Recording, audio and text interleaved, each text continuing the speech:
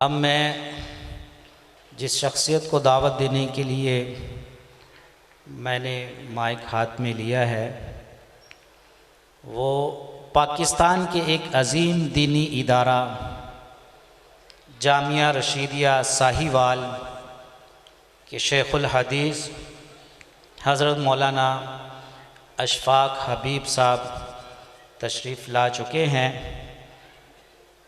تو ماشاءاللہ اللہ تعالیٰ نے ان کو بہت ساری صلاحیتوں سے نوازا ہے، اور جب بات کرتے ہیں تو دل کے اندر اترتی ہے۔ تو میری بہت دیر سے یہ خواہش تھی کہ حضرت یہاں پر تشریف لاتے، تو الحمدللہ اللہ تعالیٰ نے اس خواہش کو پورا کیا۔ تو اب میں بلا کسی تاخیر کے دعوت دے رہا ہوں حضرت مولانا اشفاق حبیب صاحب شیخ الحدیث جامعہ رشیدیہ ساہیوال۔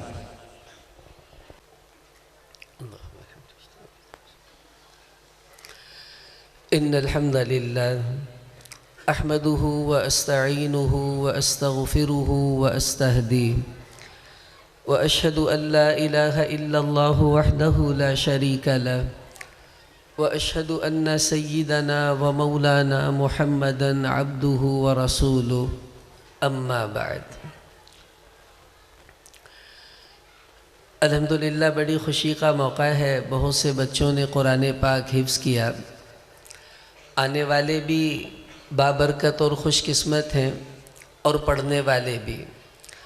حدیث میں آتا ہے کہ من شہید عند ختمۃ القرآن فکأنما شہید الغنائم حین تقسم، کہ ختم قرآن کے موقع پر ہم جیسے لوگ جنہوں نے نہ تو قرآن پاک ان بچوں کے ساتھ مل کر پڑھا اور نہ ہم نے ان کا قرآن مکمل سنا، ہاں آج ان کا قرآن مکمل ہوا، ہم لوگ مبارکباد دینے جمع ہو گئے ہیں، تو نبی اکرم صلی اللہ علیہ وسلم نے ہم لوگوں کی مثال بیان فرمائی کہ ایک قافلہ اللہ کے راستے میں جہاد کے لیے نکلا، انہوں نے مشقتیں برداشت کی، لڑائی کی، بہت سا مال غنیمت اکٹھا کیا۔ اب جب وہ تقسیم ہونے لگا تو کچھ ایسے لوگ جو نہ ان کے ساتھ گئے، نہ ان کے ساتھ لڑے، نہ انہوں نے مشقتیں برداشت کیں، وہ بھی ان کے ساتھ لائن میں لگ گئے۔ تو جو قافلے کے امیر تھے انہوں نے کہا کہ چلو یہ بیچارے بھی لائن میں لگے ہیں، اگرچہ حق تو انہی کا تھا جو لڑے اور جنہوں نے اپنی جان داؤ پر لگائی، چلے ان لائن میں لگنے والوں کو بھی اسی میں سے تھوڑا تھوڑا عطا کر دیا جائے۔ تو آپ صلی اللہ علیہ وسلم نے فرمایا ہم لوگوں کے بارے میں کہ اصل تو آج اللہ کی رحمتوں کی بارش کے حقدار یہ بچے ہی ہیں جنہوں نے قرآن پڑھا، بیچارے راتوں کو اٹھتے تھے، دن میں مشقتیں برداشت کرتے تھے، آج اللہ کی رحمت کے سمندر کی جو بارشیں ہیں وہ انہی کے لیے برسنی چاہیے، لیکن ہمیں بھی انشاءاللہ اس رحمت میں سے اللہ کچھ نہ کچھ حصہ ضرور عطا فرمائیں گے کہ ہم بھی ان کے ساتھ لائن میں آج لگ گئے ہیں الحمدللہ۔ اب یہ جو قرآن کا سلسلہ ہے یہ میرے عزیزوں اور بھائیوں یہ دلوں کا تعلق ہے، اور یہ سلسلہ دل سے دل تک آتا ہے۔ اللہ تعالیٰ نے قرآن پاک میں ارشاد فرمایا وَإِنَّهُ لَتَنزِيلُ رَبِّ الْعَالَمِينَ نَزَلَ بِهِ الرُّوحُ الْأَمِينُ عَلَىٰ قَلْبِكَ، اے میرے محبوب یہ قرآن آپ کے رب نے اتارا ہے، جبریل لے کر آئے ہیں، اور اللہ نے جبریل کے ذریعے یہ قرآن سیدھا آپ کے دل پر اتارا ہے۔ تو قرآن رسول اللہ صلی اللہ علیہ وسلم کے دل میں آ کر جو تھا وہ جمع ہو گیا، پھر وہاں سے یہ دلوں کا سلسلہ ہے جو آج ان بچوں تک منتقل ہوا کہ ان بچوں کے دل میں آج وہی نور اللہ نے جو ہے وہ جمع فرمایا جو کسی وقت رسول اللہ صلی اللہ علیہ وسلم کے دل میں اللہ نے جمع فرما دیا تھا۔ یوں سمجھ لیں کہ آج ان بچوں کے دل حضور پاک صلی اللہ علیہ وسلم کے قلب اطہر کے مشابہ ہو گئے ہیں کہ وہی نور آج اس دل میں ہے جو حضور علیہ السلام کے دل میں اللہ نے نازل فرمایا۔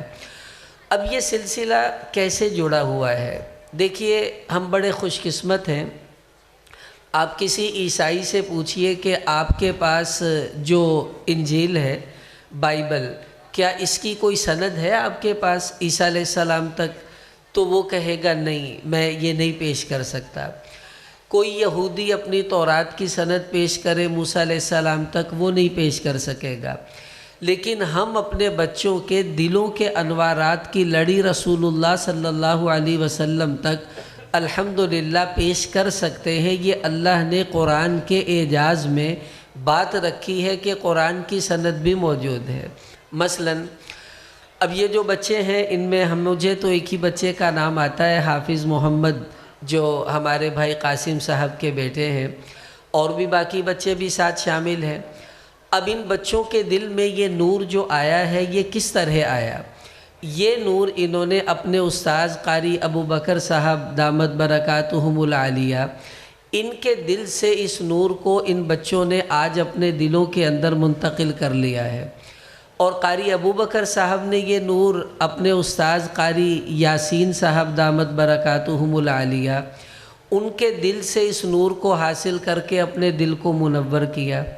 قاری یاسین صاحب نے اس نور کو لیا قاری رحیم بخش صاحب رحمۃ اللہ علیہ سے، اور قاری رحیم بخش صاحب نے اپنے دل کو منور کیا اپنے استاذ قاری فتح محمد پانی پتی رحمۃ اللہ علیہ سے۔ اور قاری فتح محمد صاحب انہوں نے قرآن پاک کا نور لیا اپنے استاذ قاری محی الاسلام رحمۃ اللہ علیہ سے۔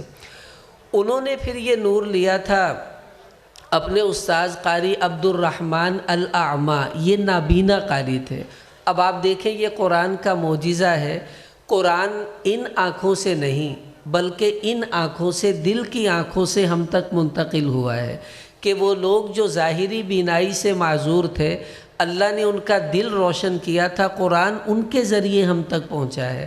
تو انہوں نے اپنے استاذ قاری عبد الرحمن الاعمیٰ سے لیا، پھر ان کے جو استاذ تھے ان کا نام بھی عبد الرحمن تھا، قاری عبد الرحمن المحدث، انہوں نے پھر یہ نور لیا اپنے استاذ قاری کبیر الدین رحمۃ اللہ علیہ سے، انہوں نے یہ نور لیا اپنے استاذ قاری امام الدین امروہی رحمۃ اللہ علیہ سے، انہوں نے قرآن پاک کا نور لیا اپنے استاذ قاری محمد دہلوی رحمۃ اللہ علیہ سے، پھر انہوں نے یہ نور حاصل کیا قاری قادر بخش رحمۃ اللہ علیہ سے، انہوں نے یہ نور لیا قاری محمدی دہلوی رحمۃ اللہ علیہ سے، پھر انہوں نے یہ نور حاصل کیا اپنے استاذ قاری عبد المجید الدہلوی رحمۃ اللہ علیہ سے، انہوں نے یہ نور لیا قاری قادر بخش رحمۃ اللہ علیہ سے، انہوں نے غلام مصطفیٰ طیٰ تیسری رحمۃ اللہ علیہ سے، پھر انہوں نے اپنا دل منور کیا قاری غلام محمد الدہلوی رحمۃ اللہ علیہ سے، پھر انہوں نے یہ نور حاصل کیا قاری عبد الغفور الدہلوی رحمۃ اللہ علیہ سے، انہوں نے یہ نور لیا قاری عبد الخالق المنوفا رحمۃ اللہ علیہ سے، پھر انہوں نے اپنے دل کو منور کیا قاری شمس الدین الاعمیٰ، یہ بھی نابینا قاری تھے۔ اب یہ دو نابینا ہو گئے اس سند میں، ان سے انہوں نے قرآن سے لے کر اپنے دل کو منور کیا، اور یہ جو شمس الدین الاعمیٰ تھے پھر انہوں نے اپنے استاذ قاری عبد الرحمن رحمۃ اللہ علیہ سے قرآن کا نور حاصل کیا، انہوں نے پھر اپنے استاذ قاری شہاب الدین سنباتی رحمۃ اللہ علیہ سے قرآن کا نور لیا، انہوں نے یہ نور لیا شیخ شہازہ الیمنیٰ رحمۃ اللہ علیہ سے، انہوں نے ابو نصر طبلاوی رحمۃ اللہ علیہ سے، انہوں نے قاضی زکریہ انصاری رحمۃ اللہ علیہ سے، انہوں نے نور لیا رضوان الدین ابو نعیم رحمۃ اللہ علیہ سے، انہوں نے یہ نور حاصل کیا شیخ برہان الدین قلقیلی رحمۃ اللہ علیہ سے، پھر انہوں نے قرآن کا نور لیا ابو الخیر محمد بن جزری رحمۃ اللہ علیہ سے، انہوں نے یہ نور لیا ابو العباس احمد حنفی دمشقی رحمۃ اللہ علیہ سے، انہوں نے یہ نور حاصل کیا ابو الحسن علی بن محمد سخاوی رحمۃ اللہ علیہ سے، انہوں نے یہ نور لیا ابو القاسم ولی اللہ شاطبی رحمۃ اللہ علیہ سے، پھر انہوں نے یہ نور حاصل کیا شیخ ابو الحسن علی بن حزیل رحمۃ اللہ علیہ سے، انہوں نے قرآن کا یہ نور حاصل کیا ابو داود سلیمان بن خلف رحمۃ اللہ علیہ سے، انہوں نے یہ نور لیا ابو عمر عثمان بن سعید الدانی رحمۃ اللہ علیہ سے، انہوں نے اپنا دل منور کیا شیخ ابو الحسن علی طاہر بن غلبون رحمۃ اللہ علیہ سے، انہوں نے یہ نور حاصل کیا ابو الحسن علی بن محمد سخاوی ہاشمی الاعمی، یہ بھی نابینا قاری تھے، تو ان سے انہوں نے یہ نور لیا۔ پھر انہوں نے یہ نور حاصل کیا ابو العباس احمد اشنانی رحمۃ اللہ علیہ سے، انہوں نے یہ نور لیا ابو محمد عبید بن صباح رحمۃ اللہ علیہ سے، انہوں نے اپنا دل منور کیا ابو عمر امام حفص الکوفی رحمۃ اللہ علیہ سے، انہوں نے یہ نور حاصل کیا امام عاصم الکوفی رحمۃ اللہ علیہ سے۔ آگے ان کے 3 استاذ ہیں، عبداللہ بن حبیب، سعد بن الیاس، زر بن حبیش رحمہم اللہ، اور ان تینوں نے اپنا دل منور کیا کن لوگوں سے؟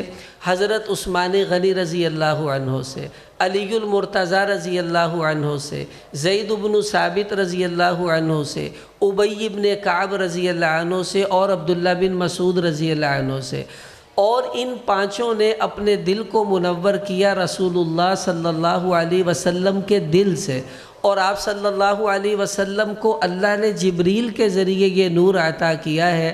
تو یہ وہ نور ہے جو حضور کے دل پر اترا، اور ان واسطوں سے ہوتے ہوتے آج ان بچوں کے دل میں الحمدللہ منتقل ہو چکا ہے۔ یہ دلوں کا سلسلہ ہے جو اللہ نے آج ہمارے سامنے زندہ ہمیں دکھا دیا۔ اب دیکھو میرے عزیزوں اور بھائیوں، آج ہم ان بچوں کو مبارکباد دینے کے لیے جمع ہوئے ہیں۔ ان کو تو مبارکباد اللہ نے اس وقت دے دی تھی جب زمین و آسمان بھی نہیں بنے تھے۔ حدیث میں آتا ہے ان اللہ سبحانہ و تعالی قرأ طٰہٰ و یاسین قبل ان یخلق الخلق بألف عام۔ ابھی یہ زمین و آسمان اللہ تعالیٰ نے نہیں بنائے تھے، ان کے بنانے سے 1000 سال پہلے اللہ پاک نے سورہ طٰہٰ 16ویں پارے میں ہے اور سورہ یاسین کی تلاوت فرمائی۔ اب جب فرشتوں نے سنا اللہ کی زبان سے اللہ کا کلام، تو وہ بڑے حیران ہو کر کہنے لگے طوبیٰ لأمۃ ینزل علیہم ھذا، ارے واہ واہ، کیا کہنے اس امت کے جن پر وہ کلام اترے گا جسے خود اللہ پڑھ رہے ہیں۔ وطوبیٰ لألسنۃ تنطق بھذا، ارے واہ واہ، کیا کہنے اس امت کے جو زبانیں اللہ کے اس کلام کو پڑھیں گی جسے خود اللہ تلاوت فرما رہے ہیں۔ اور حافظ قرآن کو مبارکباد دی وطوبیٰ لأجواف تحمل ھذا، ارے کیا ہی کہنے اور برکت والے ہیں وہ سینے جو اس کلام کو اپنے اندر محفوظ کریں گے جسے خود اللہ تلاوت فرما رہے ہیں۔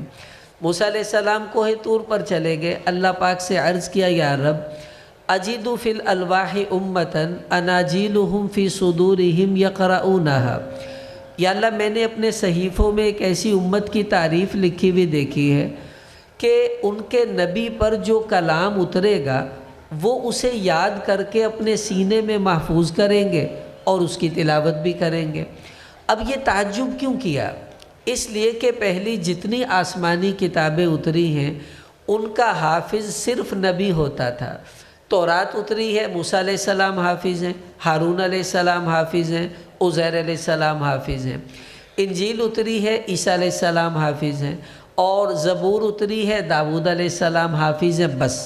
لیکن قرآن اترا ہے تو آپ اندازہ لگائیں پوری دنیا میں جب رمضان آتا ہے ہر مسجد میں ایک حافظ مصلی پر ہوتا ہے، دوسرا اس کے پیچھے، 2 تو یہ پکے ہیں، تو 2 سے ضرب دے لیں مسجدوں کو۔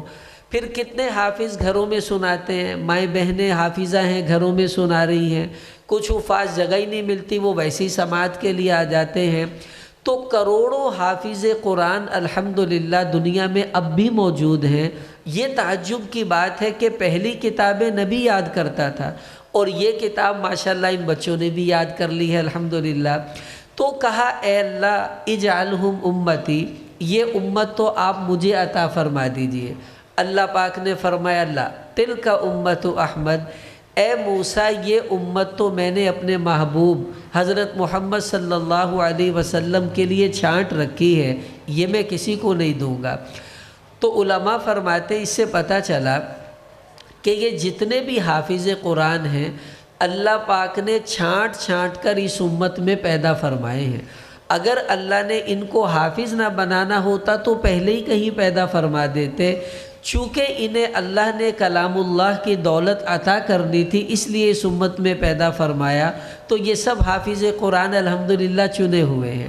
اب دیکھو میرے عزیزوں اور بھائیوں، یہ قرآن صرف ان بچوں کے لیے نہیں اترا ہے کہ انہوں نے یاد کر لیا یہ پڑھیں گے اور ماشاءاللہ سبحان اللہ اللہ اللہ خیر صلی اللہ، نہیں، یہ کلام جس طرح ان بچوں کے لیے اترا ہے اس سے زیادہ ہم بڑوں کے لیے نازل ہوا ہے۔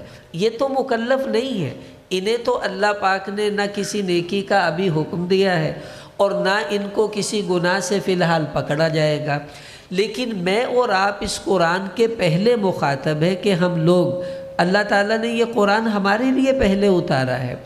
اب 3 تعلق قرآن پاک سے ہم سب کے ہونے چاہیے۔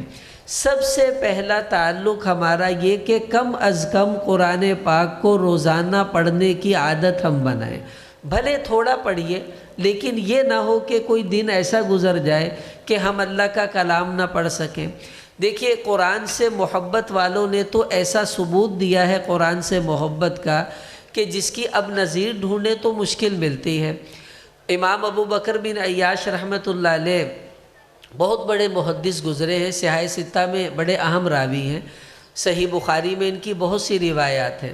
جب ان کا انتقال ہونے لگا تو ان کی بہن سرہانے بیٹھ کر رونے لگی، تو انہوں نے پوچھا لیما تبکین، کیوں رو رہی ہو؟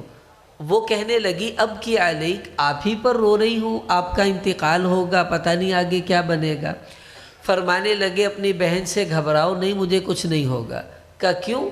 فرمانے لگے جس کمرے میں میری موت آ رہی ہے الحمدللہ میں نے اس کمرے میں 18,000 قرآن پاک مکمل کیے ہیں۔ تعلق قرآن پاک سے دیکھیے کیا عجیب محبت اللہ نے قرآن کی عطا فرما رکھی ہے۔ ایک کمرے میں 18,000 قرآن اپنی زندگی میں انہوں نے مکمل فرمائے۔ ہم سوچے بھائی ہم نے آج تک کتنے پورے کر لیے۔ امام شافعی رحمۃ اللہ علیہ حج کے لیے گئے، مکہ سے مدینہ پیدل سفر کیا، 16 دن لگے، تو مکہ سے مدینہ جاتے ہوئے 16 دنوں میں 16 قرآن پاک مکمل فرمائے۔ پھر مدینہ سے مکہ واپس ہوئے، پھر 16 دن لگے، 16 قرآن پھر مکمل کر لیے۔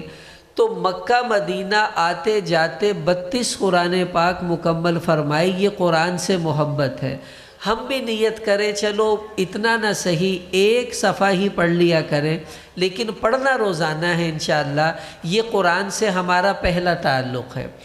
دوسرا تعلق یہ کہ کم از کم وہ صورتیں جو آپ کو زبانی آتی ہیں، جو آپ نماز میں پڑھتے ہیں، سورہ فاتحہ ہے، سورہ اخلاص ہے، وغیرہ وغیرہ، کم سے کم ان صورتوں کا ترجمہ یاد کر لیجئے، ان کی تفسیر علماء کے پاس بیٹھ کر سمجھ لیجئے، تاکہ جب آپ نماز پڑھیں تو آپ کو پتہ ہو آپ کا رب آپ سے کیا کہہ رہا ہے، آپ کو پتہ ہو آپ اپنے اللہ سے کیا باتیں کر رہے ہیں۔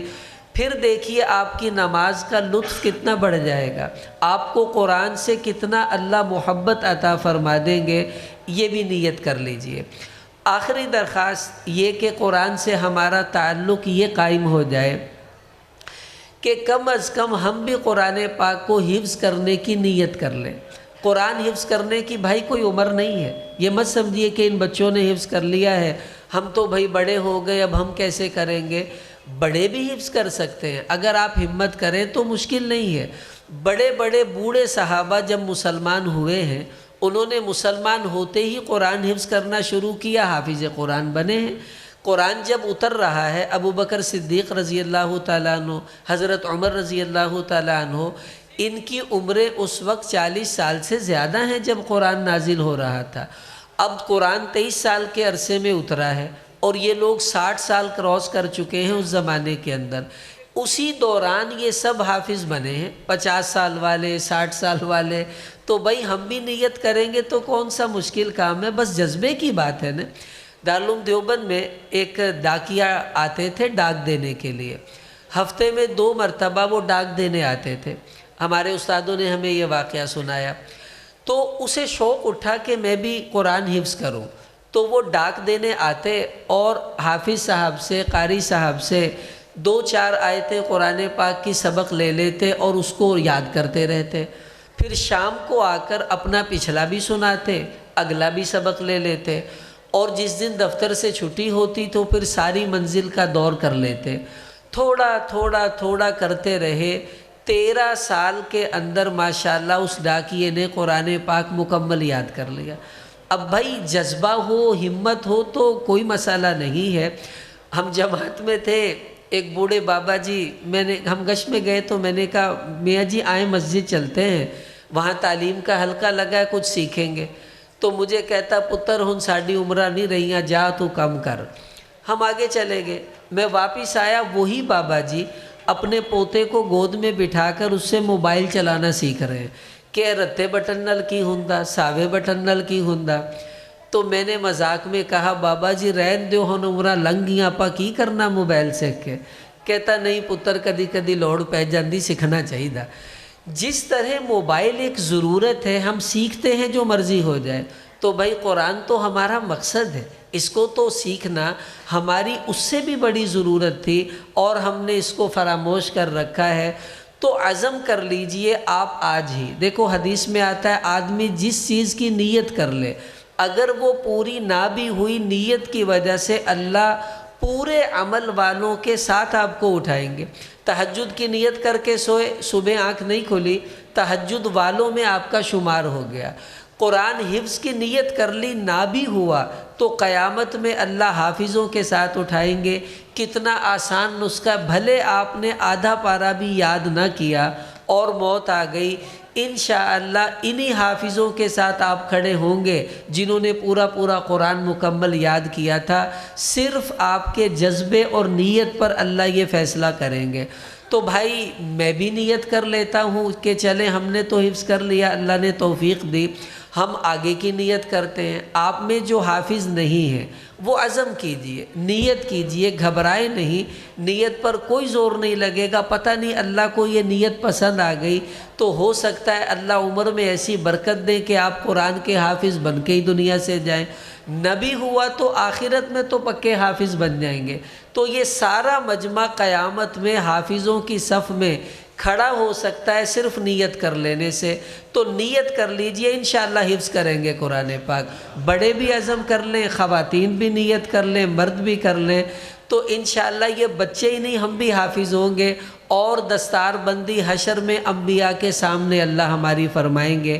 اللہ پاک ہمیں عمل کی توفیق عطا فرمائے۔ میرا وقت پورا ہو گیا۔ وآخر دعوانا الحمدللہ رب العالمین۔